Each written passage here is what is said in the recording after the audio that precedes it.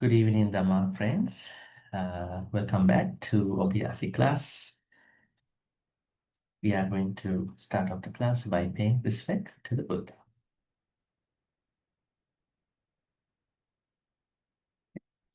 Sadhu, sadhu, sadhu. Namo tassa bhagavato arahato samma sambuddhassa. Namo tassa bhagavato arahato samma sambuddhassa. Namo tassa bhagavato arahato samma sambuddhassa.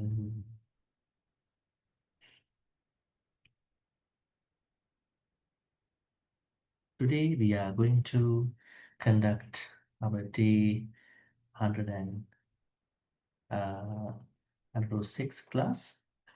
In this class, we are going to look at another level of Panditas, I would say, engagement with regard to how Panditas, wise individuals, make their way in their spiritual path. We will see how the Buddha explained this particular aspect of life with regard to Panditas. Now, what you need to understand is that if you look at the previous Pali stanzas about Panditas, wise people, Buddha has explained Panditas from different angles, right? Who is a Pandita and what do they do?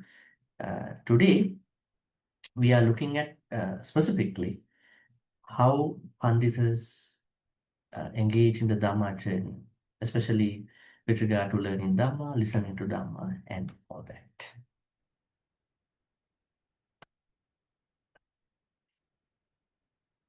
Dhammapada verses 85, 86.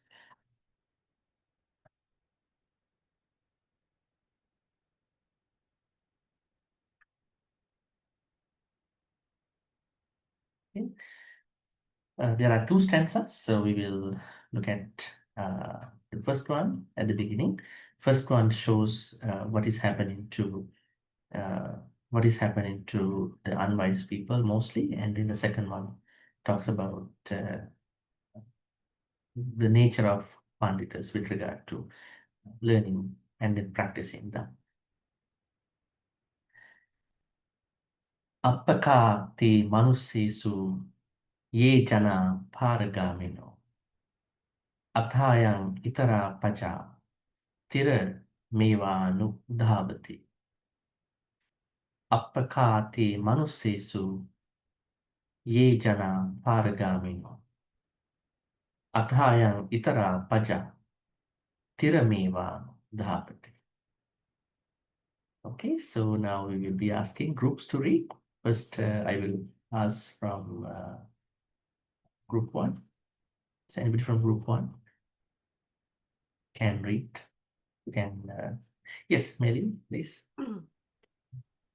Apakah te manusesu ye jana paragamino atayang itara paja atayang itara paja tirameva nudavati. Okay, great. Thank you. And group 2.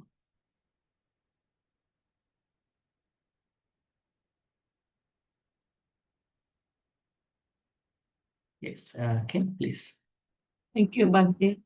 Apakah te manusesu ye jana paragamino atayang itara paja tirame vanuda vati. Okay, great. Thank Yes. you. And Lisa, group 3. Bhante. Apakah te manusesu ye jana paragamino atayam itara paja tira meva nudhavati. Okay, athayang itara paja. Atayam itara paja. Athayang itara paja. Atayam itara Yes. paja. Yes. Atayam. Thank you. Yes. Because what's happening there is that there are two vowels. Atha, at the end of atha, there is a vowel, and then the first letter of the second word is also a. When there are two vowels meeting, one at the end of the first Pali word, the other one being the first letter of the second Pali word, they become lengthened. Otherwise, it is atha ayam. Now here, atha ayam. Atha ayam, itara paja. Okay, Yes. thank you, Bhante. Great. And then KBL is group 4. Thank you, Bhante. Apakah te manusesu ye jana paragamino atayang itara paja tiramewa nu davati. Okay, great. Thank you. And group 5. Someone from group 5. Yes, Melinda. Thank you, Bhante. Apakah te manusesu ye jana paragamino atayam itara paja tiramewa duna davati. Tiramevanu davati. Tiramevanu davati. Okay. Thank you, Bhante. Okay, great. And group 6. Yes, same font, please. Thank you, Bhante. Apakah te manusesu ye jana paragamino atayam itara paja tirame vanu davati. Okay, great. Thank you, And group Bhante. 7.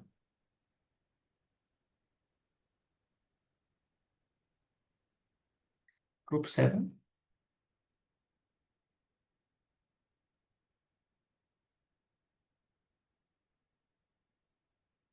If not, group 8. Yes, Doris, please. Thank you, Bhante. Yes.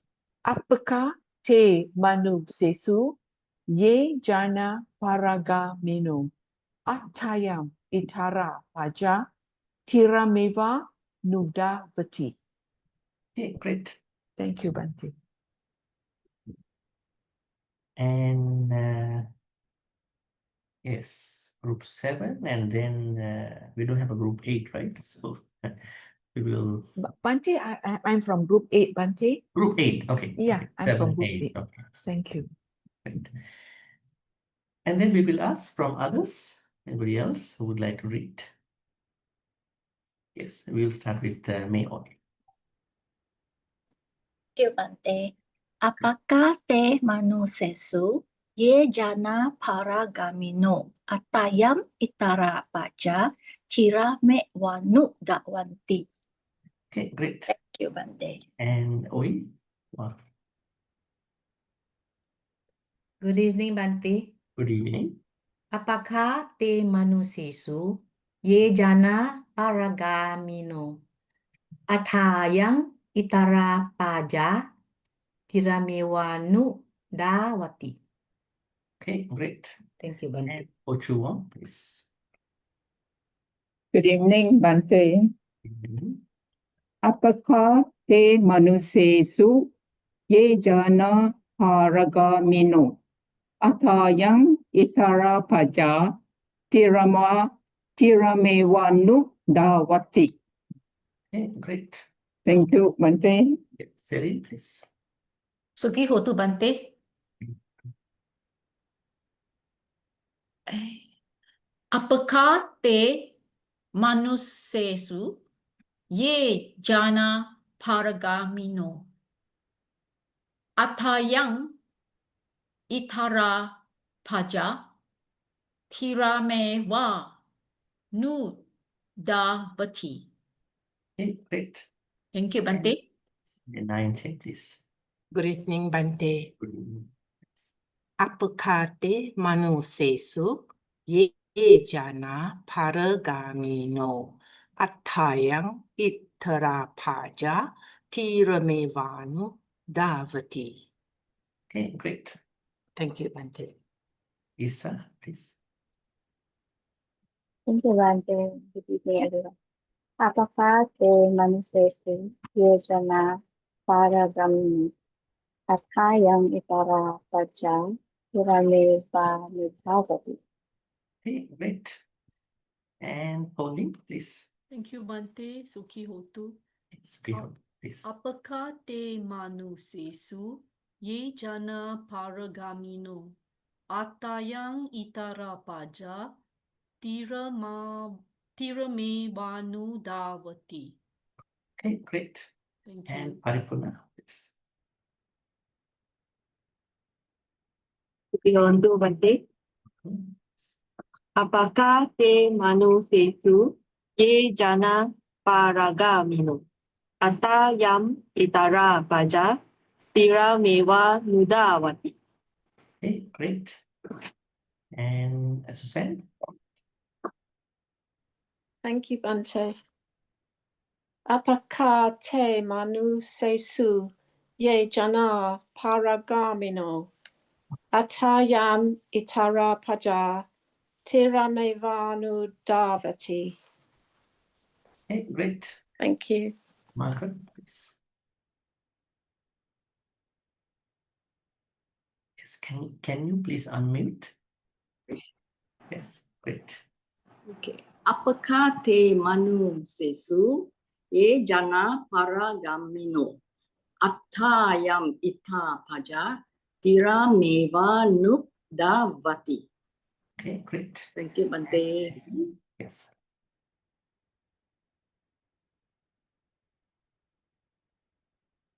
Yes, Cindy.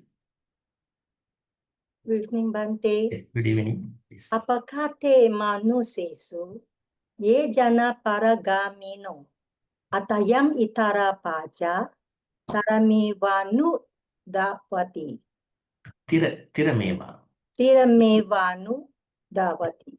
Okay, great. Thank you, Bhante. And Padma, please.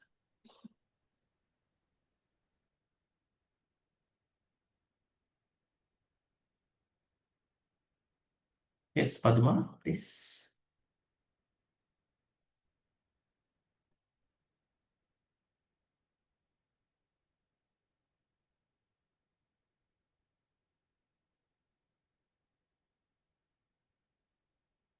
I think we cannot hear you. Can anybody hear Padma? Any?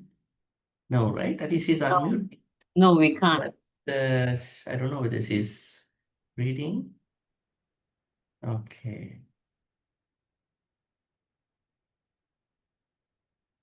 Okay, we will wait for her a little bit. See whether she can fix the problem.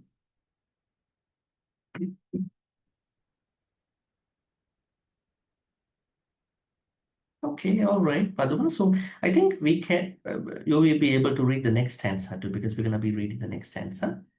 Once again, appakate manusesu ye jana paragamino athayang itara paja tiramevanu dhavati.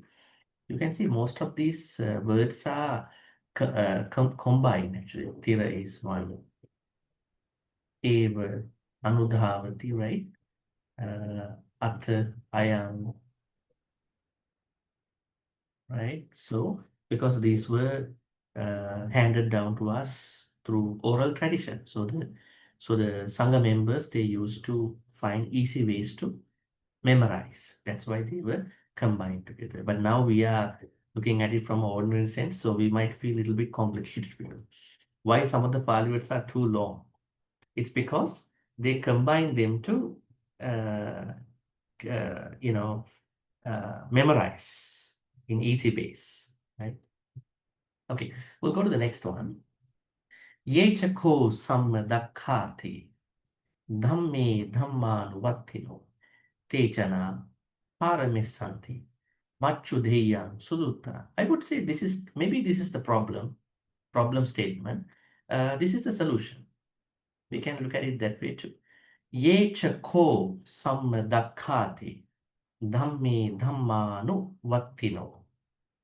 Dhamme dhammanu vattino.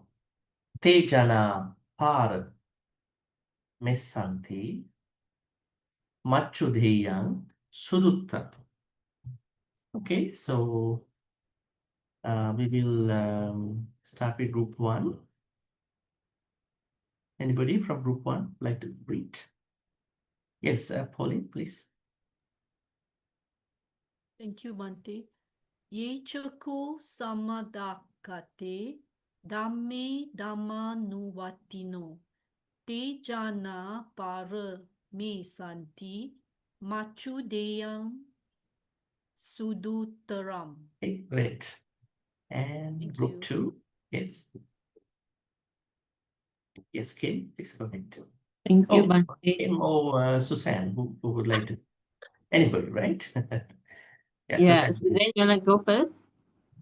Suzanne? Okay, Suzanne will pick it up later. Yes, okay. Okay, thank you. Ye chako samadakate dame dhamma nu vatino te jana para me santi machudeyang sudutarang. Okay, great. And Thank then group 3.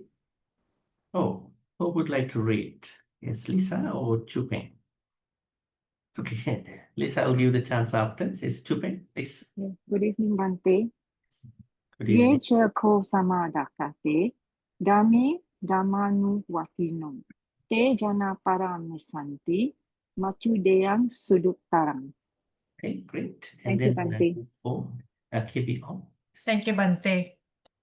Ye chako samadakate dame damanu watino te jana para me santi machu deyang sudutaram. Okay, great. Thank you. And group 5. Yes, Melinda, please. Thank you, Bhante. Ye cheko samadakate dhamme dhamma nuvatino te jana paramisanti machudeyam sudutaram. Can you read the third line again, please? Okay. Te jana paramisanti. It's not paramisan. There's no I here. Oh. No I. It is A. A. Paramisanti. Paramisanti. Thank Yeah, you. this is fine. Yes. And Thank group you, 6. Bhante.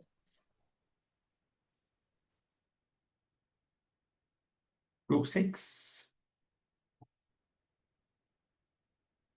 If not group 7. Someone from group 7. Yes, Susie, please. Good evening, Bhante. Good evening. Ye chako samadakate dahme dahmanu vatino te jana parame santi machudeyang suduttarang. Okay, great. And group 8. Yes, Lois, please. Thank you, Bhante. Ye chako samadakate dhammeda manu vatino te jana parame santi machudeyam sudu taram. Okay, great. Thank you. Okay, now we will, okay, yes, Chompakla.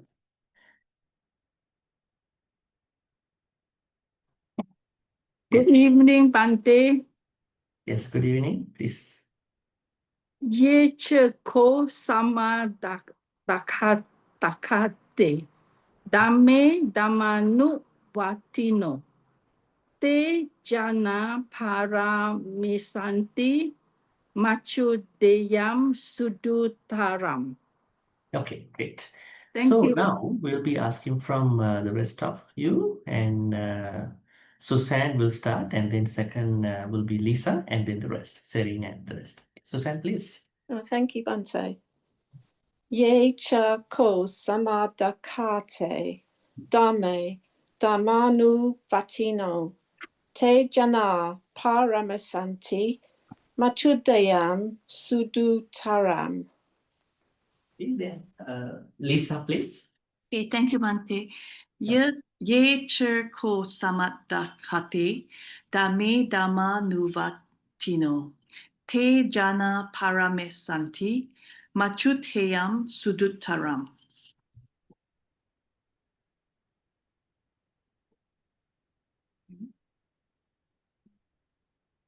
Next, Serin, please. Thank you, Bhante. Ye cheko samadakate. Dame damanu vatino. Te jana para mesanti. Mechut te yang sudut terang. Can you read the third and fourth line again, please? Third and fourth. Yes. Te jana para mesanti. Yes. Machut te yang sudut terang. Okay, great. Thank you, Bhante. And then Oi, please. Thank you, Bhante. Ye chako sama dakate dame damanu watino te jana parame santi machudeyam sudutarang. Okay, great. And 9, check, please. Thank you, Bhante. Ye cha ko samadakate dame damanu vatino te jana parame santi machudeyang sudutarang. Okay, great. And Melin, please. Thank you, Bhante. Ye chako samadakate dame damanuvatino te jana para me santi machudeyang sudutarang. Okay, great. Bhante, if there's a double S, is it a silent S? What's the... Double S, where That is means it? anywhere with a double S, or like in this word, Paramisanti. Okay. I know it's not pronounced the English way, like mass, but how do we pronounce it? I mean, I kind of got it, but what's the correct way? We have to pronounce the both S. S. S. S. So, Yes. Because this means a future suffix. Now what Buddha mentioned here is that those people who follow this way, they will cross over to the the next side, the other side. That means liberation side. So it's a double consonant. So we have to say parames santi. Is yes. Yes. Okay, thank you, Bhante. And then Paripurna, please. Ye chako samadakate dame dama nuvatino te jana parame santi machudeyam sudutaram. Okay, great. And Isa. Thank you, Bhante. Ye chako samadakate dame dama nuvatino te jana parame santi machudeyam sudutaram. Suduttara. Okay. And Pochua, please. Thank you, Bhante. Ye chako samadakate dame damanu vatino te jana paramesanti machunteyang sudutaram. Okay, great. And Thank you, Bhante. Thank you, Bhante. Echa ko samadakate dame damanu vatino te jana paramesanti machu deyu sudu taram. Okay, great. Thank you, Bhante. Anybody else who would like to read?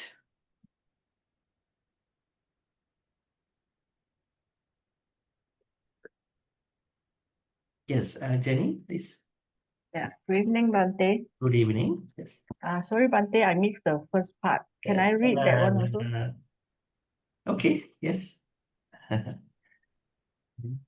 Yes. Apakah te manusesu ye jana paragamino atayang itara paja kira mewa nudawati ye ceko samada kate Dame Damanu Watino. Te Jana Paramesanti. Machu Deyang Sudut Tarang. Okay, great. Thank you. Okay, so now at this point, we will get into looking at the translation, literal, contextual translation, story, and then the important insights about stanzas.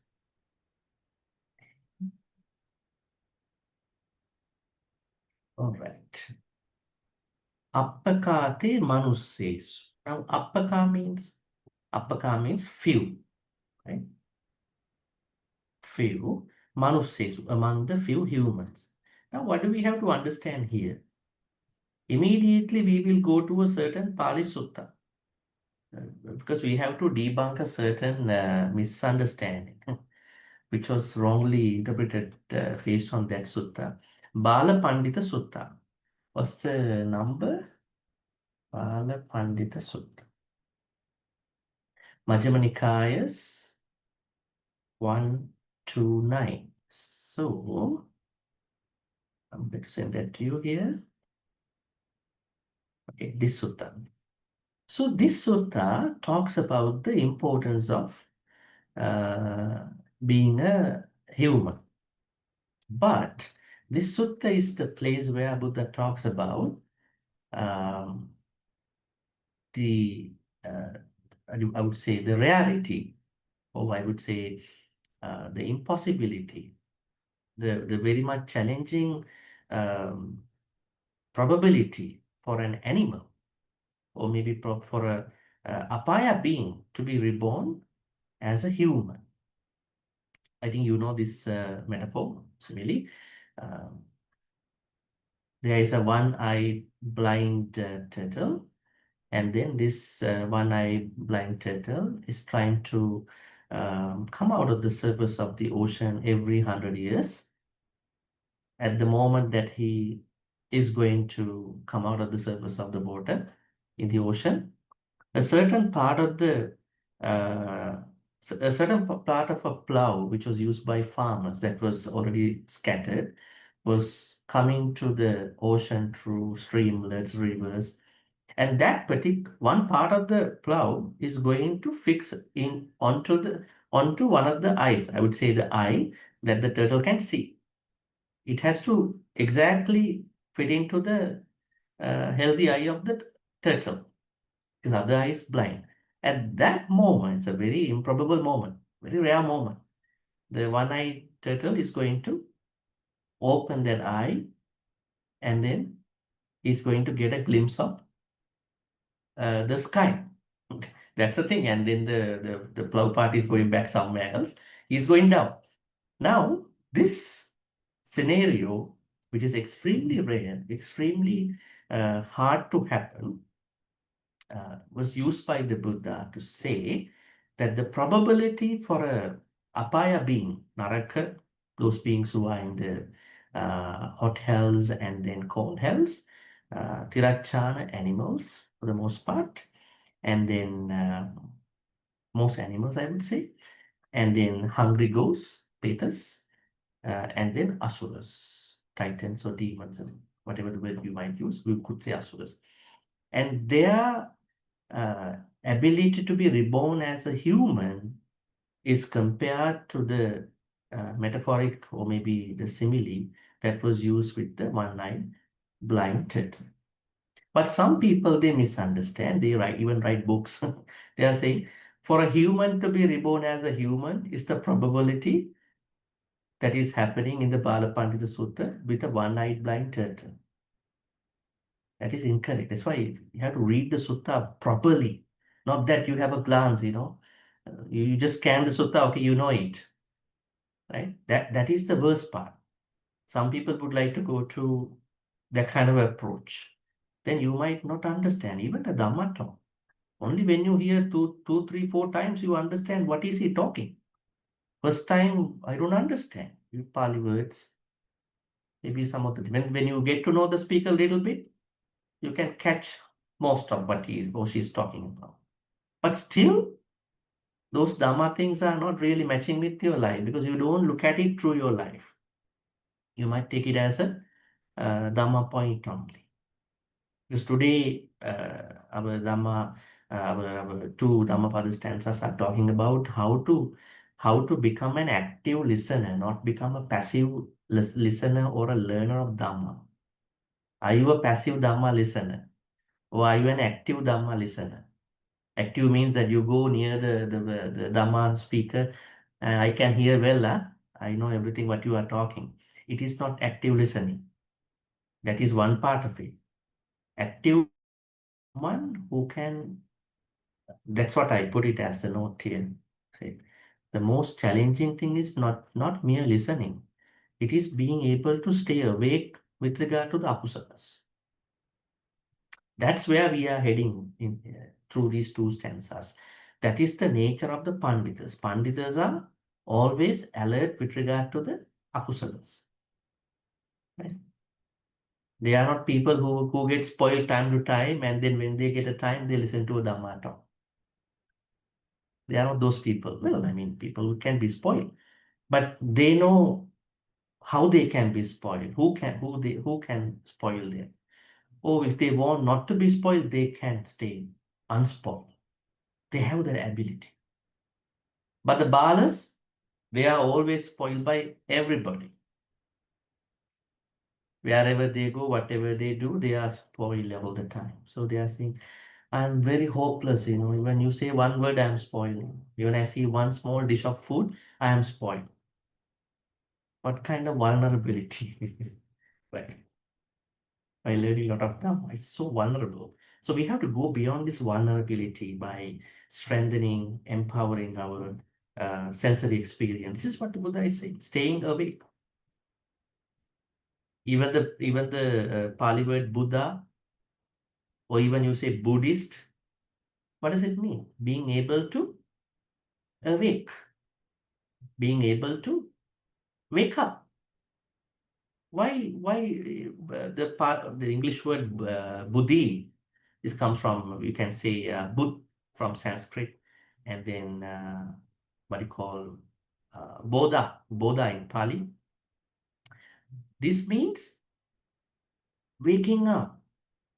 Why this Pali word is telling us to wake up? Are we not already up? Yeah, up all the time. We are up, right? We are up now, even now. No, that is not the sleep. That is not the kind of waking up that Buddhism talks about. Buddhism is talking about waking up to managing our akusalas and improving our kusala experience. It is not the physical waking up. Physical waking up is also very important, right? Because that helps us to practice Dhamma, that helps us to organize the day, right? Otherwise, we sleep the whole day, that's not nice for our kusala experience. So unless you have a sickness, it should be okay. So that means Buddhism looks at waking up from the akusalas. Not even to wake up from akusala. Actually, it's akusala sleep, spoiled sleep. So here, the Buddha is saying, appakate manussesu, among the ordinary beings. Now we go back again to this point.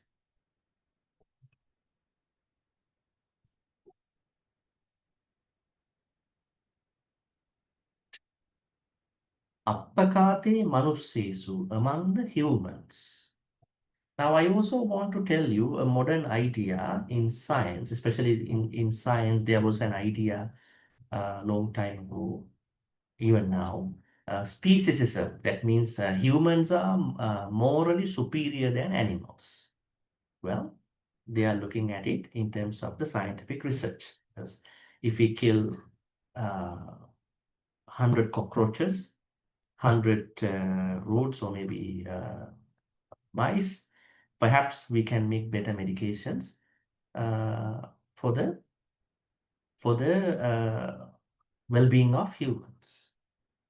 But now they are talking about more ethics, bioethics, scientific ethics, where we don't have to use live animals. Perhaps we use dead animals. So perhaps this could be a sort of place where the trade-off between animals and humans going to be finished in the future. Nowadays, we are trading off, right? Animals are traded off to protect the humans for the greater good, right? So, but sometimes some people even argue, this is science side. On the other side, some of them argue, why our animals are so demonized in Jataka stories, right? Why the jackal is so bad, so cunning in the Jataka stories? Why, I think in our one of the discussions a few weeks ago, we talked about 4 cats, right? Babu Jataka story, 4 monks, right? And why the cats were really demonized, I mean, depending on their nature, right? So there is another side where scholars and other people, they are looking at it that way. But anyways, we have to get down to the bottom of the idea, right? But Buddhism, while respecting animals and all living beings, would happily share why there are animals, why there are human beings, right? We all may have become animals in the past, just like the Buddha. Buddha became many animals, right? Elephants and many other animals, even monkeys, right? So, but Buddhism values, if you don't take care of yourself, if you don't manage yourself properly, especially your sense experience, you will be heading into an animal rebirth, right? Which is not a good idea because you won't be able to practice Dhamma, right? That could be a problem, right? So that's why Buddha is picking up here Manusa. Even among the few humans, appakate manusesu, ye jana paraga, among those few humans, only few, even few of that few number of humans, paragamino, para means show, fasho means to the liberation. Now we have to kind of unpack this idea. Why only few people go to Nibbana? Why cannot all individuals go to Nibbana? Buddhists always wish to attain Nibbana, right? If you've been to a temple event, at the end of any temple event, I think the Dhamma talk or discussion, anything will end up with wishing Nibbana. But wishing Nibbana alone is not enough in the path, right? It is not that the Buddha is trying to give us on a tray, this is Nibbana for you, take it, you will enjoy it the rest of the day.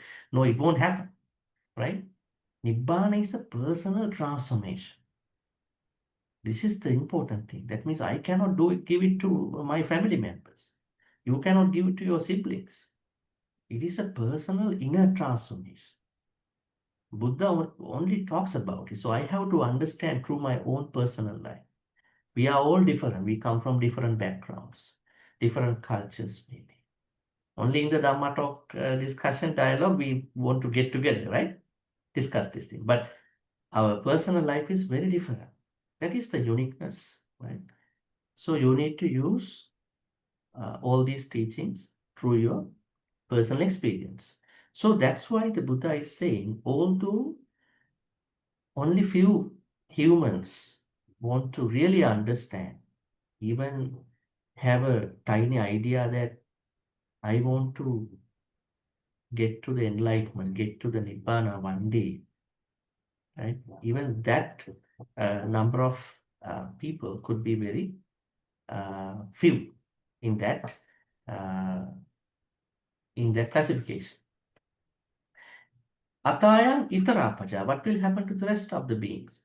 Ata, but ayam means this. Pali, ayam means, what does ayam mean in Pali? Ayam. Ayam? This. This, right? Not chicken, right? Ayam means this. You don't know how it came to some other languages. Ayam means this. And then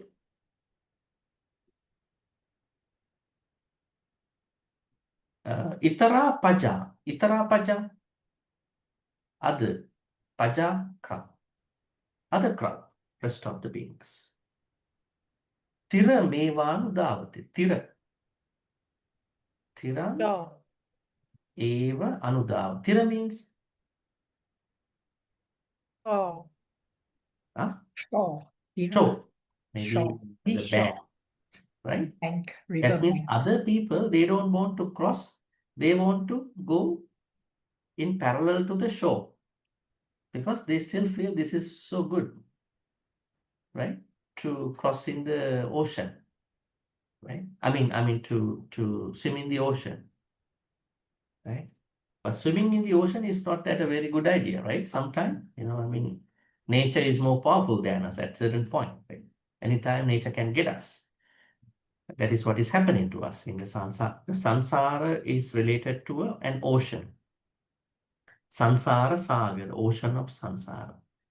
So then many other beings, perhaps most of the other beings, they are not crossing the ocean. They are swimming right next to the embankment, or maybe the shore. Some are even not swimming near the bank or shore. They are swimming even in the middle, right? They have no idea what will happen to them in this life, even after. Actually, we are not supposed to practice Dhamma just because we will get into a next life on. We are more focused on ethical part, right?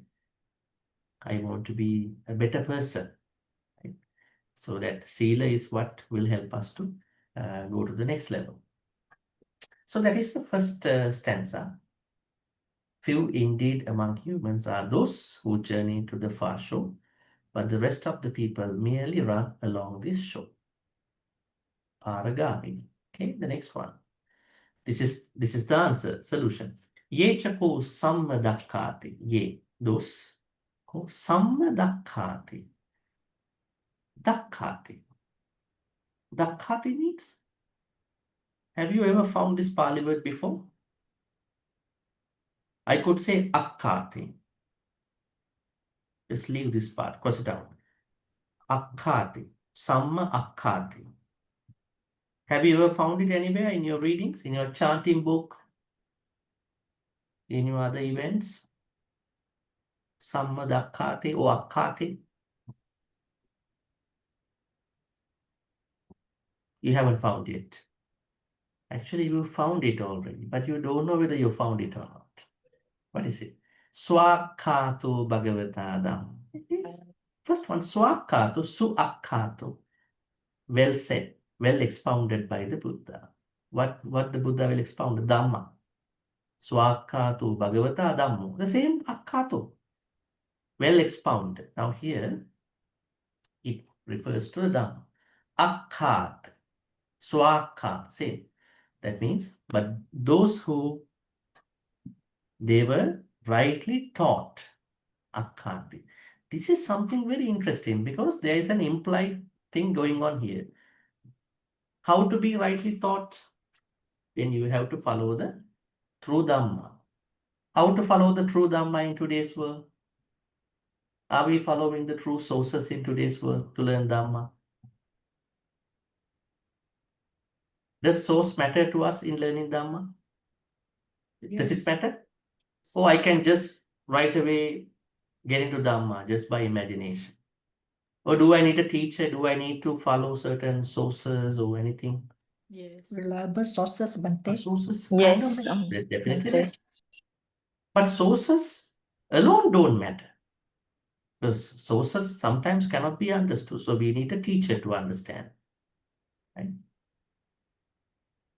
So sometimes we have the books, we have all the files, we have the website, but we don't know how to understand it. Why is it? Some of the teachings are not to be understood through reading the text. Only by conceptually understanding it, someone can understand. Now that's why we have a problem now. One problem is how to find the source. This is one problem. Definitely we are more we are more referring to the Pali sources for the most part. I think that is to be on the safer side. We know rather than picking up for Sanskrit Mahayana version, we will pick it up from Pali verses. But Pali verses have some issues too. We know that. But we are more inclined towards the Pali sources to be on the safe side. Then now think about suttas like Madhupindika Sutta, Satipatthana Sutta, right? Why people are reading these suttas every day sometimes, but why are they not able to go to a good amount of those teachings? It is because those suttas are talking about a philosophy. That philosophy doesn't come from reading the text. That comes from life philosophy. You have to conceptualize it in the proper way. So if everything is in the words, everybody must have attained Nibbana now. Don't you believe? If everything that we're supposed to learn is in the books, Nikaya books, or all that, then all of the people, everybody who had a glance of those suttas must have enlightened by now. But what is the issue here? The issue is book reading, sutta reading is not enough. Yes, we need it, but we need to know it through certain empirical, at the same time, conceptual point of view. So I just want to tell you, I want to highlight that part here. So that's why here it is said, those people, wise people, who have been rightly taught, rightly expounded, they are the people who are going to the other shore of the sansara. You can see here, ye chako sammadakati, but those who in the rightly taught. When someone is rightly taught, they can practice it properly too. Dhamme dhammanuvattino. Dhamma, live in accordance with the Dhamma. Now sometimes we have seen that there is a criticism for lay people that you don't practice Dhamma. How to practice Dhamma when I'm not properly instructed? Right? When I'm not properly instructed, how do I practice Dhamma? That is a problem. Everybody says, you don't practice Dhamma, or you only listen to Dhamma only. And the people are asking how to practice Dhamma, because we only learn it as a subject, right? This sutta, that sutta, but we don't get to the point that this is leading me to some insights, kind of a transformation within me. Now think about anger management. That is a very good example, right? That's a very, very good example in today's world. So we cannot teach anger management only through the books. We have to get into the personal experiences, just like how we are supposed to teach anger management to kids, Dhamma school kids. If you go to Dhamma school 10 years ago, 20 years ago, a teacher will come, read a book. You cannot be angry. If you're angry, don't do this, right? And then children don't understand what to do with regard to this. Maybe what if that they are going to get together as a camp, as a activity, and then teacher is asking from the children, tell me, when was the last time you were angry? And then the child will be say, oh, last night I was angry with my mom. Right? Why were you angry? Right? So we have to get into that kind of an activity-based Dhamma learn. While learning the books, I think same thing applies to the other lay people. Right? So we do a reflection. When was the last time I was very jealous about everything? When was the last time I was very frustrated about things? Some people even don't have a last time. They are always frustrated. Always frustrated. Not even the last time. Right? And that question also is not relevant to them, I think. What are you asking? Because I'm always not happy in my life. And then, when was the last time you were very sad? And go back to that moment. Why I became sad? I know a lot of Dhamma, but why I became sad? So sadness is not a monstrous act. It's a natural part of our life. Just accept it. It's a natural part of it. But then what does Buddhism teach us? When I was sad as a natural part of my life, how did I process it? That part has to be looked at, not the emotion itself. Think about the jealousy, the crap culture that we are having in today's world. People are very much visceral sometimes. With this crap culture, jealous about, things what we get to see by other people, happiness in their own secular ways. So jealousy is a natural part of our life. Don't demonize it. Now even Buddha says all these are natural part. But when we go back to the moment of that jealousy, and thinking about how did I process the jealousy? Because I feel like there is a certain gap between I and that particular person. Think about one of the colleagues in your high school, and you are going to compare this experience every time when you get to see your colleague, right? How far my colleague has gone in his or her life, and me. Am I struggling in the same place in my career, in my life, right? Let's say this is very normal, right? This can come to any of us. But the important, surprising thing is not that. The important thing, when that comes to me, when that comes to you, if you can think about how to process this with the Buddhist understanding. Jealousy is a natural thing, but now jealousy has come to me.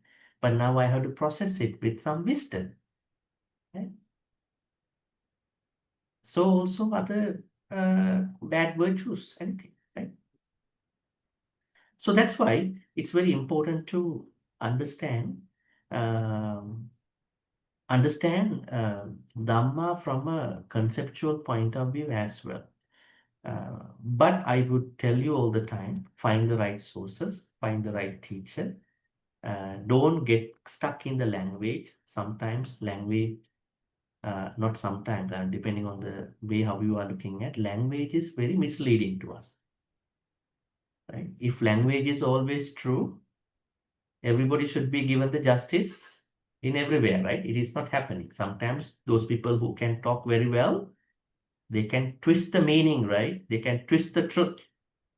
I'm not talking about who they are, but if you are very much fluent in language, that's why the Buddha said, Dhamma is atakkavacha.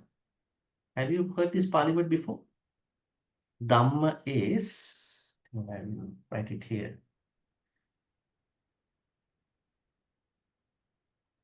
Yes, Pauline, I will take this up question later. Dhamma is atakkavacha. Not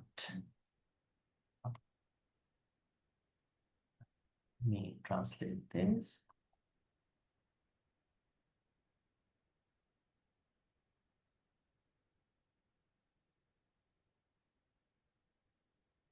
Okay. Dhamma cannot be always understood, but logic is still important. Logic, rationalization, still important. But the ultimate sense of Dhamma cannot be understood by logic, by rationalizing it. Because, why is it? Language is too scanty. Language is very inadequate to understand the truth. This was a philosophical idea long time ago. In 19th century, there was a scholar called, what was his name? Wittgenstein. Wittgenstein's philology thought. That means he said every phenomenon should be able to be put in the language. He said Nibbana, anything should be able to be said in language. What did the Buddha say about Nibbana? No, some of the words in Dhamma cannot be translated into languages. Then he said, Nibbana is unconditioned, unborn, akata, asankhara, what else? Ajata, unborn. Then that means our language is not adequate to capture the whole liberative sense, those supramundane experience. Sometimes, I'm not saying it is unable to capture all the time, but in the larger, broader sense. But anyways, I just want to tell you, if you want to learn Dhamma, definitely this way. better to find the right sources, right? Pali sources. But you think about the Mahayana Sutra. I'm not going to say anything bad about Mahayana because we still learn very good things from Mahayana teachings. Think about Upaya Kaushalya Sutra. Have you learned this sutra? This is a Mahayana Sutra. Okay. Upaya Kaushalya Sutra. Upaya Kaushalya Sutra talks about something very interesting. I mean, somebody might think, oh, this is anti-Buddhist. In this sutra in Sanskrit, I think it has a Chinese parallel. There is a ship traveling to a certain destination, and then a very bad criminal managed to get onto the ship. Now he is going to attack everybody in the ship. Yeah, Mahayana Sutras are talking about bodhisattvas, right? Always. And in the Upaya Kaushalya Sutra, because Upaya Kaushalya means a sort of paramita in Mahayana, because Mahayana has different paramitas. Upaya Kaushalya is one of the paramitas. So the captain of the ship thinks, okay, now he is going to ambuscade everybody here in the ship. And they also become very much, I would say, very much agitated. They also do something wrong to this man. So what should I do is that I ambush this criminal. I'm going to kill him. The sutra says this is Upaya Kaushalya. Because now in the sutra, captain is a bodhisattva.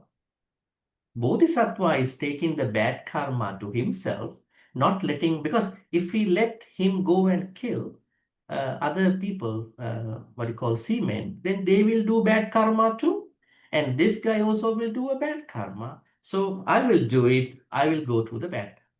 This is actually not going good with the Theravada Buddhism, Pali Buddhism, because we uphold that any killing is bad. But Mahayana Sutras, especially Upaya Kaushalya Sutra, talks about skillful means. But I think that's a good idea not to kill. I mean, the whole idea, when we practice Dhamma, we have to have some skillful means. Can you think about one skillful mean in practicing Dhamma?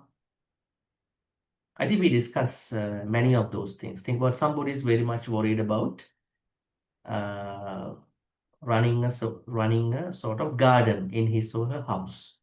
Just has to dig the soil and all that.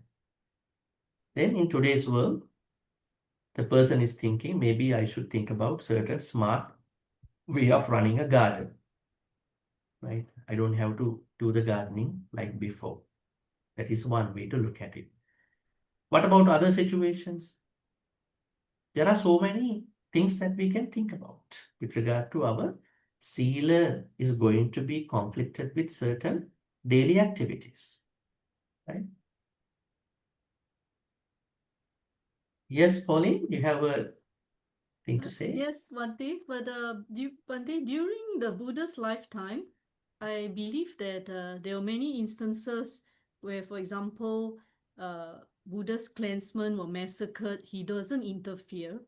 And then also the Lichavis, when I can't remember, the other group asked him, what are the factors for a successful society and things like Buddha just gave the advice. He probably would have foreseen the intention of the minister, but he still gave that advice.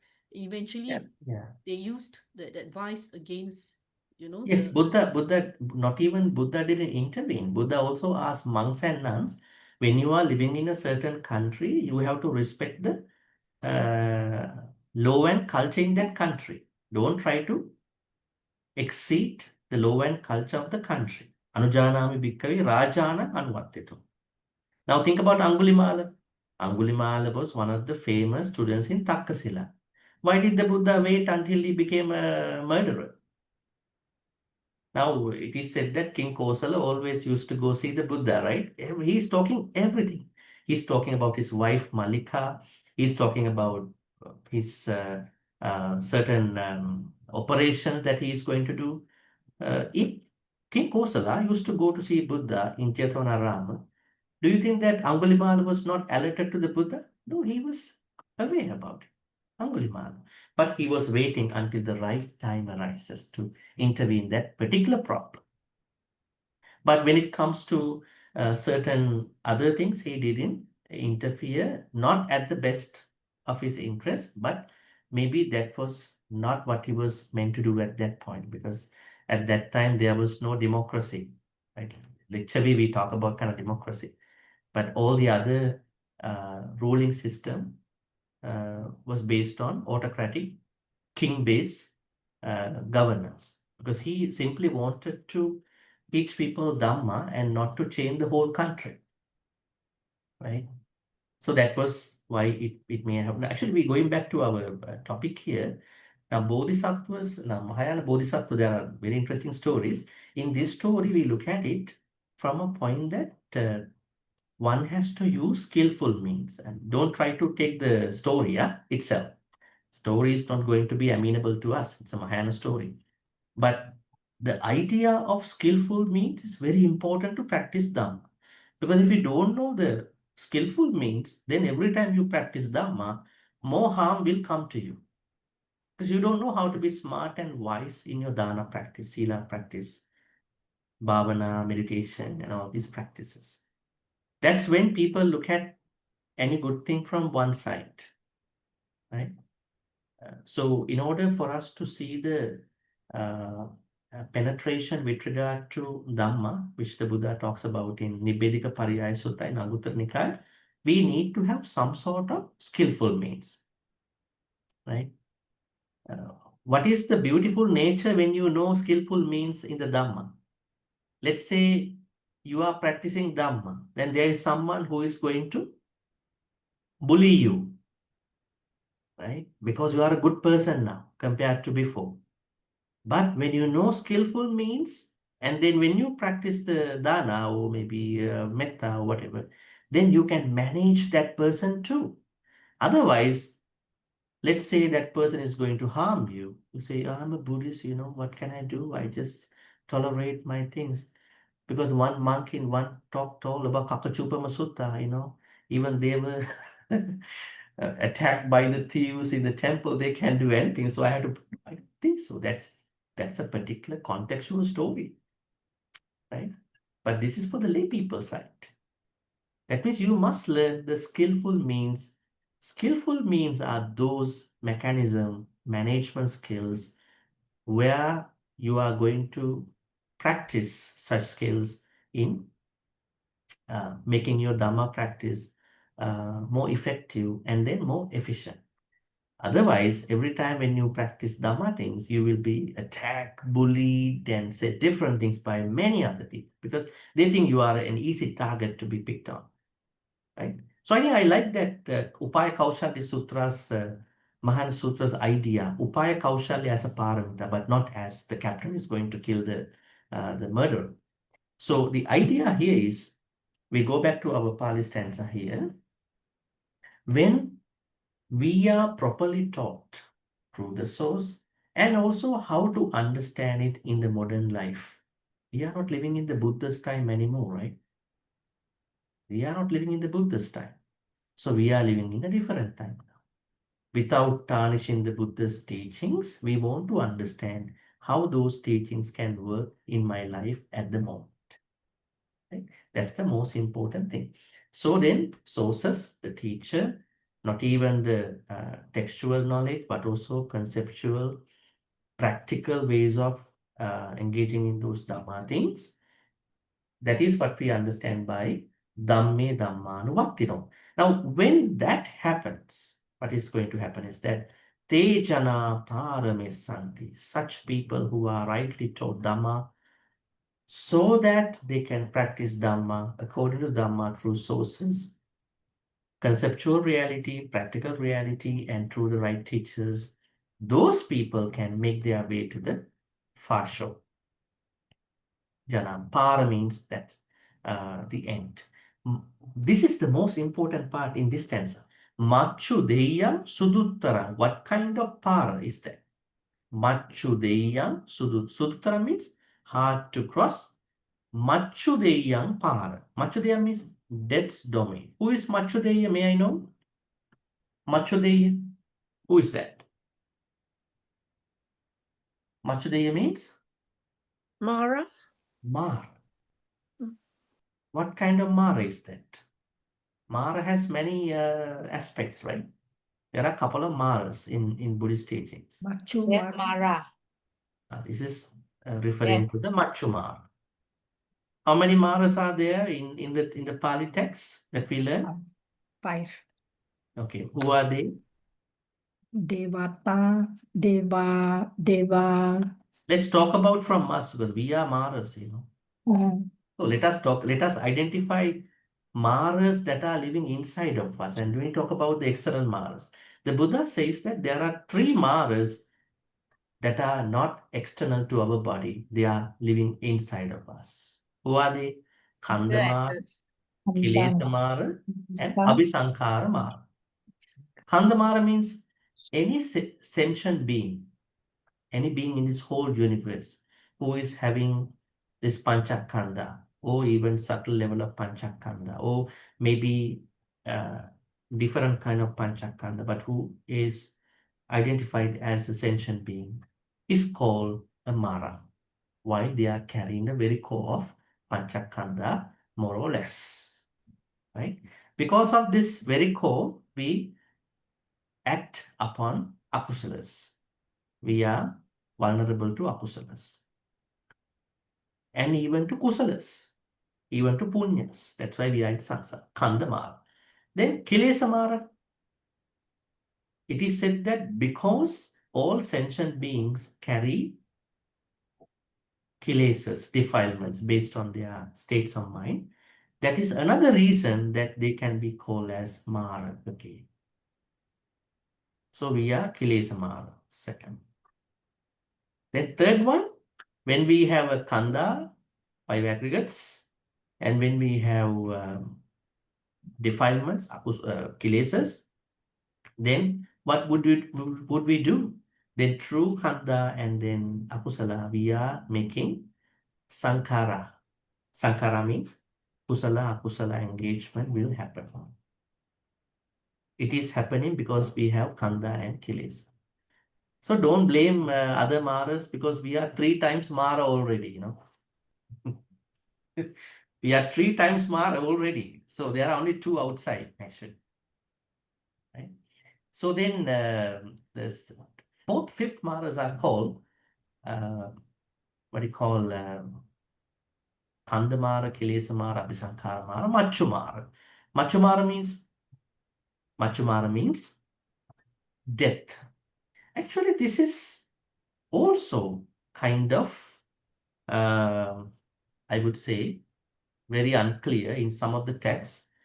Some would say if you carry Kandamara, if you carry Kilesamara, if you carry Abhisankarama, you also carry Machumara until you become enlightened. Right? Are enlightened beings dying really? Are enlightened beings dying? Enlightened beings. No more birth, Bhante, so they no cannot more die. rebirth, but are they dying? No more remainder, right? Parinibbana. Yeah, we use the Pali word called Parinibbana. So they are going to Parinibbana. Parinibbana is the second layer of the Nibbana. Enlightenment has 2 aspects to see, 2 aspects to go through, Nibbana and Parinibbana. So that means until we get to that point, we have to die. I think because we carry the nature of the death, we are 4 times Marana. We are 4 times Mara. The last one, you can say, yes, it's a Devaputta. Which heaven is alluded to the Devaputta Mara? It is said the Paranimita Vasavati, the highest heaven. The highest heaven is ruled by the Paranimita Vasavati. Paranimita Vasavati heaven ruled by the Devaputta Mara. That means when you think about as a result of this dana, by giving this dana, may I become a deva, you go to the higher Mara's place. So would you like to wish to go to become a deva again? Right, because he's waiting. Paranimita Vasavat. But there are better heavens that are not very much comfortable, like Paranimita Vasavati, like Tusita, where bodhisattvas are reborn. But anyways, Deva the highest Deva experience is experienced by Devaputta Mara and his people. So this is something to learn, because we were talking about what you call Mara. So that means when Buddha is saying that when someone can cross the Mara's domain, means enlightened. Once you become enlightened, you go beyond the domain of the Mara. You are not in the territory of the Mara. But now we are in the territory of the Mara in 4 ways. And no any other Mara come and attack us. It's our fire aggregate ability, kilesa ability, sankhara ability, and death ability. Enlightened people don't have the death ability anymore. We have these 4 abilities. That's why we are still in the domain of our own Mara experience, right? So that is what it is said. So overall, because we had to go to the story, what we need to understand through these 2 stanzas is there are very few people who have, I would tell this way, who have even kind of an idea that we want to think about getting out of the samsara. Other beings, they just continue to be in the samsara. This is the first one. Second, there are some, maybe there are very few beings who would like to be properly taught, who were rightly taught Dhamma, Swakato, or Samadakate, Dakate, and who were able to practice Dhamma according to how the Dhamma was given, textually, conceptually, practically. Thereby, they were properly guided towards the Nibbana, where they are going to exceed, go beyond the domains of the Mara. But those who live in accordance with the rightly taught Dhamma, they will reach the far shore, crossing over death's domain so hard to pass. Okay, some of the words for you to understand. The story is about Dhamma Savan. Let's go to the story. The hardest part of Buddhism isn't hearing, it's staying away. Okay, what is the story? Let me give the story in brief. There was a time, certain people on certain street in Savatthi, they used to discuss, can we have a plan? This week, everybody in this street going to prepare, arrange dana for the Sangha members in the Jetavana. Not only that, they have to organize a dana for lunch, they also have to organize Dhamma talk at night, and then they will stay overnight in the temple. Because at that time, Dhamma talks were not given for 1 hour, right? Dhamma talks were given the whole night at that time. I think we have a lot of all the Buddha stories when he gave a Dhamma talk, for the most part. Now, we have one other objection here sometimes. He goes back to give Dhamma talks to the Devas. But some other monks, they have to carry on the Buddha's Dhamma talk until the morning. Right? So what happened was that those people discuss, we prepare the dana, lunchtime, and the night, that same night, we are going to the temple and we are listening to Dhamma talks, Dhamma discussion and all that. Okay. And then what happened? This was initially good, some people organize very well initially. And as time goes by, people become a little bit spoiled. And what happened? People who were in the temple at night, by listening to Dhamma talks, they happened to feel drowsy, sleepy. They were not very ready to listen. And some others, they left the Dhamma talk hall, saying they have other things to do. And only few of others were able to listen to the Dhamma. I think it is the same thing, right? When temples organize a overnight chanting, right? I think not many temples organized now, right? There are no people to listen in today's world, not like before. So only people stay until the first stretch of the suttas, and then they go. I think we understand because nowadays society has changed. People have work the following day. So yeah, that's why I'm saying when we understand these stories, we look at it from a practical, contemporary, modern point of view too. But anyway, in this story, what we understand is that only few people were happily engaging in the Dhamma activities. So after a couple of these nights went by, then it was alerted to the Buddha, and then the Buddha gave these two stanzas. Only few wanted to find the way out of the samsara. Others still want to get stuck in the samsara. So that was the story. Now along the story, we are now going into the notes, and then we will see the questions. Most people remain on the near shore, caught in mere comfort and routine. So we have to look at comfort and routine. Do we need comfort in our life? Do we need? Yes. Yes, we do, right? We need comfort. But how much comfort do we need depends on the person. So Buddhism does not say that everybody should have a certain comfort level, right? Because everybody is different. But what is more important is that everyone who understands this teaching have to make sure whether they are not get caught up in either overindulgence, no, self-mortification, no to Atta Kilamatana Yoga, no to Kamasakalika. How to understand the comfort zone with these two as the ends? What is Atta Kilamatana Yoga? There are people who want to give a lot of pain to the body. The more pain I give, the faster I can attain Nibbana. Have you heard somebody like that? Have you heard someone like that in your life? Have you never found anybody like that? You already know who they are. Panchavaggiya Bhikkhu, 5 ascetics. And you can find out so many people.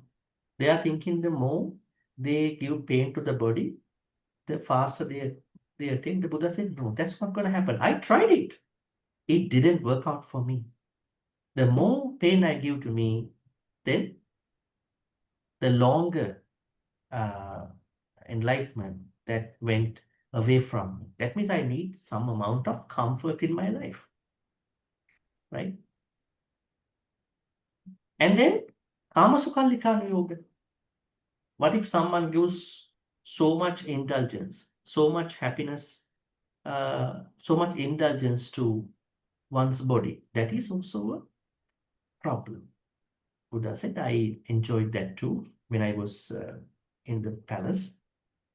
I had 3 palaces, one for the summer, one for the autumn, fall, one for the winter. But although I switched between these mansions, I felt something vacuum, like a vacuum in my life. But he did not say that enjoying happiness is bad. But what he was trying to say is that overindulgence. Right? So I think what is important here is that comfort is important, but you have to know whether you are slipping into extremes of the comforts, right? So as lay people, having understood the proper area level of that comfort, you are supposed to look at your liberation, right? And see, the Buddha points out that the majority of people move through life without questioning deeper meaning, carried by habits, busyness, worldly attachment, craving, clinging. They only chase comfort, entertainment, validation, rather than cultivating wisdom. Recognizing this prevents us from drifting unconsciously with the crowd and reminds us to live deliberately, choosing inner peace over reaction, mindfulness over distraction, right mindfulness, values over social pressure. So try to manage your comfort and routine. Second, only a few choose the path toward liberation. I think we discussed that already. And then hearing the Dhamma is not enough. Transformation comes only through practice. How to understand that? Many listen to teachings, read spiritual books, attend talks, yet only a few integrate them into daily actions. True change happens when teaching speech, behavior, perception. If you are very much wondering about how to practice it, how to practice Buddhist teaching in daily life, at least you can think about a couple of these small things. Pause before react. Speak kindly. Refrain from harmful habits. Observe your mind during anger and craving. I think these are very interesting stuff. Many people ignore these things, right? They very hardly look at how they react. And especially mindful speech, kind speech is very, very rare in today's world, right? I think that is one way to practice Dhamma in daily life. So look at those small habits. Don't think that you will do a big project tonight. I will go to do Anapanasati. By tomorrow morning, I'll become a Sotapanna. I mean, don't go to that kind of big project. Do small projects like mindful speech, being able to observe your responses over reactions, right? These are very interesting things to do to practice Dhamma. And then, what else? Diligence is what separates true seekers from passive listeners. In the story, only a small number stayed awake and listened attentively throughout the night. Others left early or sat half asleep. The difference was not opportunity but commitment. This invites us to cultivate even small but consistent. I think this is what I was trying to say earlier. Cultivating even small but consistent, steady effort. This is the key to a daily Dhamma practice. Not that you go to a retreat once a month, that you are very good. Who is going to be bad on a retreat? Who is going to be bad on a sutta study? They are also important for the overall practice of Dhamma. But what is more important is that you need to have a steady practice every day. Steady practice involves not lot of big things, small things in your daily life, but you are doing them in the Dhamma way, talking the Dhamma way with metta, right? And try to minimize reactions, right? You try to see what kind of response will be amenable for me to do now, right? So those are very important practical ways to do it as a steady practice. Sometimes people do very big things in 1 day, 2 days, but then after that, no steady practice. Now think about dana. Of course, you cannot give dana every day to Sangha members, right? While you are doing it in your preferred day or the day that you were allotted, you are practicing dana in other ways too every day. How to practice dana in other ways? Listening to someone in your family sometimes. Because many people like to talk a lot. They don't listen. So when you listen to someone, means you are giving your attention to someone. Dana. Attention as a dana. Right? It's a dana. So then that dana thing in the temple and dana in our life. So the letting go is also one part of it. I mean, when you think that, no, I have to talk, you just keep your mouth like this. No, I will listen to you. I think most problems will go away right away at that point. I will see what you are. Maybe I don't like what you talk, but I still listen to you. I might not agree with you, but I listen to you. Even other person might know you are not agreeing, but because you are listening, that person is also happy. Dana in the form of communication. And there are so many ways to keep the dana going every day as a steady, consistent practice, right? Think about other things too. Meditation is also interesting, right? All right. Number 5, the untrained mind is naturally restless and drawn toward this. I think this is the whole Buddhism, right? Buddhism is always telling us, try to train your thoughts, train how you act, train how you think, right? Yes, the default nature is akusala. We also know why akusalas are coming to us, because they are a natural part of our life. But that is not to be blamed, because we are still sentient beings. But how to draw the thin line? Where is the sweet spot here? The sweet spot is that not the anger and how the anger is managed from my side, from your side. That's the sweet spot to understand Dhamma. Some people are trying to conflict with the anger itself. Don't do that, because it's a natural part of you. Some people are trying to strike with the raga, lust itself. They are natural part of us. When that happens, you are trying to watch how it unfolds. You train yourself how to respond to it properly. And then, since freedom requires living according to Dhamma, I think we discussed that already, not selectively or conveniently. That means when you learn the Dhamma, don't be overly selective, be convenient. There are certain Dhamma teachings that you may have to learn out of your comfort zone. There are people who only want to sometimes learn Dhamma, only what only addresses their comfort zone. But sometimes you may need to little bit step out of your comfort zone to learn something new, right?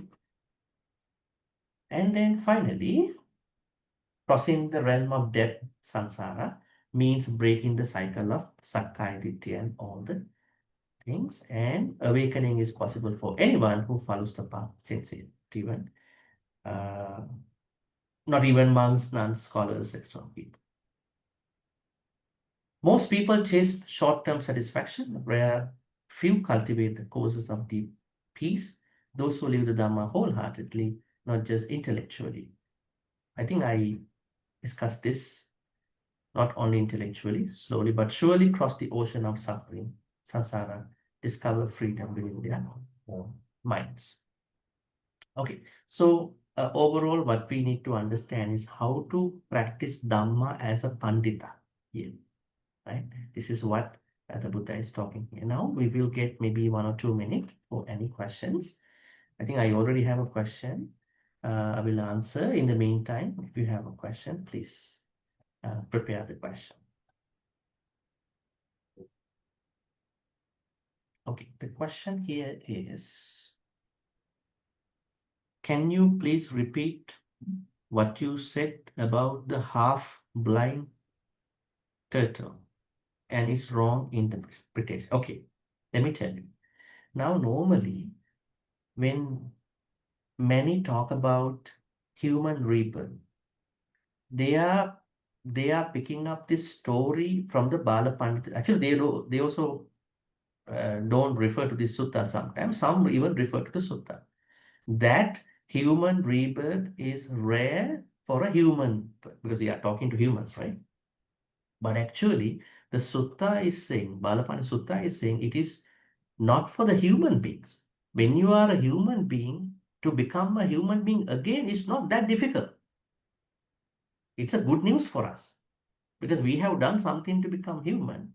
But Buddha used this one-eyed turtle blind story to say, if you are part of apayas already, Naraka, Tirachana, Peta, Asura, then it will be very difficult, very challenging for that being to be reborn as a human. This is what Balapandita Sutta says. I think I already shared the link. Yes, Kim, you have a question? Bhante, just now you mentioned about like if we as a lay person and Buddhist, we practice Buddhist, so the people will try to bully us thinking that so are you saying that just now there was this third line that says hearing the Dharma is not enough, transformation comes only through practice? Meaning if we are Buddhists, we will have to stay calm, but as a lay person, when the people talk bad about you or being criticized, you somehow can't accept it. So how do we as a Buddhist, so-called Buddhist, that people will not, they will try to take advantage, thinking that you will be calm, you will not talk back. But it's not easy, it's easier said than done. So how do we practice that, when the people try to say bad things about you or Yes, bully you? I think nobody is exempt from being blamed by others in different situations. It is normal. Everybody can be criticized, insulted. But if you know how to practice Upaya Kaushalya, I bridge the Mahayana teaching here. Actually, Upaya Kaushalya is skillful means that was taught by the Buddha, even Pali Suttas too, by not specifying that particular word. We can avoid those mistreatments. Now think about two moments. One is when you are too much into Buddhist teachings, when some people get to know your previous nature and the present nature, sometimes you might be picked on by those people. Sometimes, I don't know, it depends on people. This is one situation. Second situation is everyday situations that we all go through. As some people always badmouth, we cannot stop them. But I'm saying that how to feel safe uh, in the crisis. Think about someone is doing it on the side and all that. So if you know how to practice Dhamma and how to respond to those people in the proper way, then you are safe. That's why the Buddha is saying that you should know how to respond to those things. Don't react. Whenever you know that someone badmouth you, okay, I have to badmouth you also. That is fair enough, right? This is the Putajjana, unenlightened, raw version of all of us. Right? But when you learn Buddhism, no, I'm not going to react to you.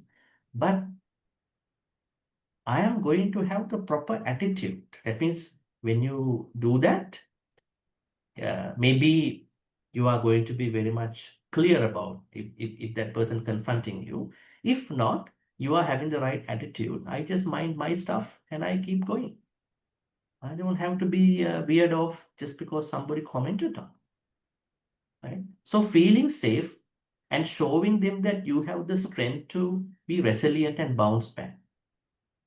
And also learning from the Mahayana teaching called Upaya Kaushalya that yes, Dhamma cannot be practiced by Dhamma all the time. We need some extra amount of gadgets here, skillful means. Otherwise, we might be in trouble too. So I think these three ways will help us to understand. Okay, thank we'll you. get one more question if you have. Otherwise, we will wrap this Thank up. you, Bhante.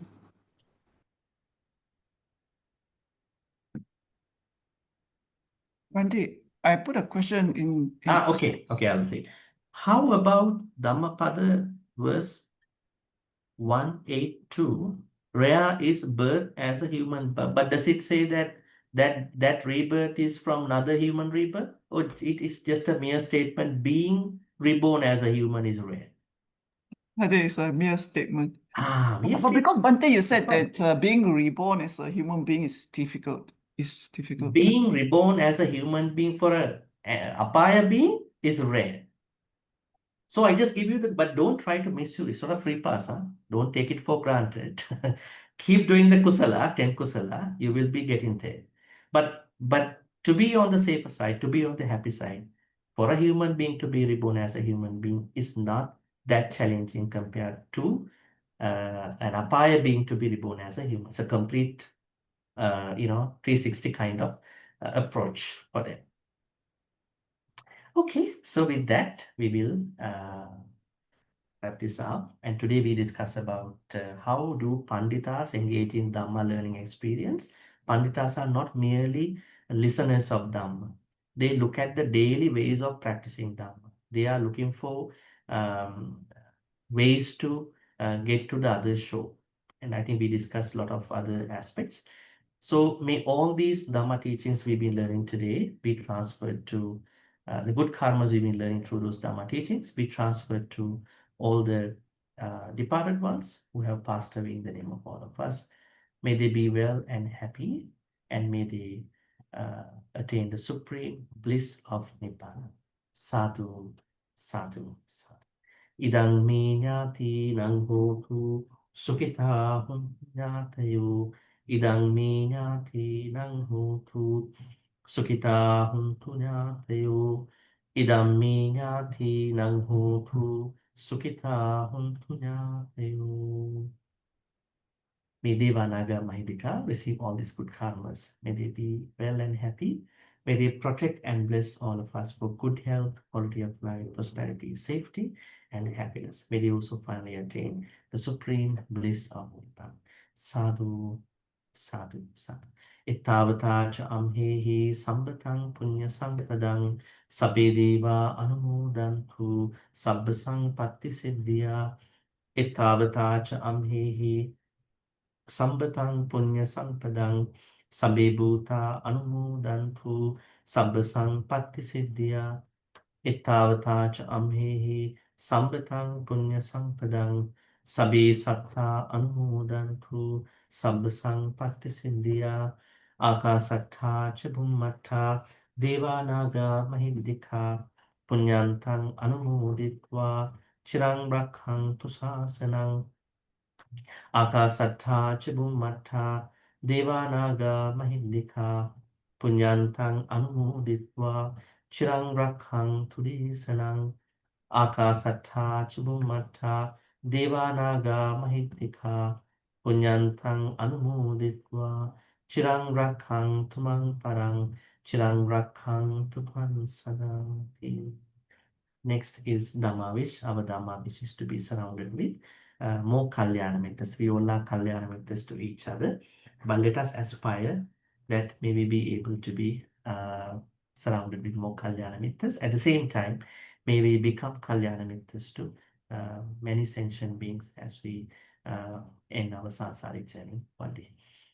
Imina punya kamena mami bala samagamu satang samagamu hutu yavanibbana patya.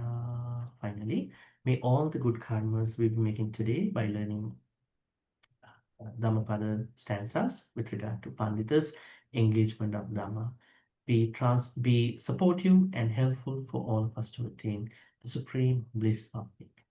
Sadhu, sadhu, sadhu. Abhivadana silisa nichang vadha pachayino chattaru dhamma vadhanti ayuvannu sukhang balang ayurarogya sampatti sagga sampatti mevacha ato nibbana sampatti iminate samicchatu. Sadhu, sadhu, sadhu. With those blessings, good night. Thank Till you. we see. Thank you, everyone. Bhante. Thank you, Bhante. Good Bhante. night. Good night. Thank you. Thank you, Bhante. Sadhu, sadhu, sadhu. Take care. And good Thank you, night. Bhante. Thank you, Bhante. Good night. Thank you, Bhante. Good night, Bhante. Thank you, Bhante. The dark of